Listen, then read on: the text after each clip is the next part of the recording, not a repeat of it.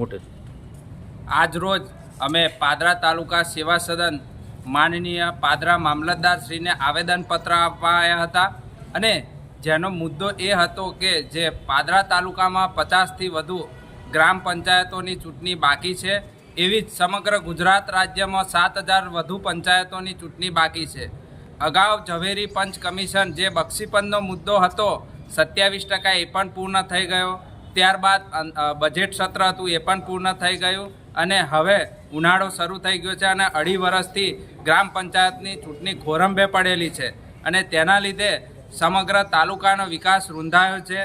ગ્રામોમાં વિકાસના કામો અટકી પડ્યા છે અને ઘણા ખરા થાય છે અને ઘણા ખરામાં અનેક મુશ્કેલીઓ થાય છે. તેનું કારણ તલાટીશ્રી આવડા મોટા જે અમારું ગામ મુજપુર છે 12,000ની વસ્તી, તેની અંદર ફક્ત 2 જ દિવસ આવતા હોય તો તેની અંદર એ સ્થળ તપાસ કરે, પરિવારને મળે, કામો કરે કે શું થાય, આવી સમગ્ર તાલુકાની સ્થિતિ છે.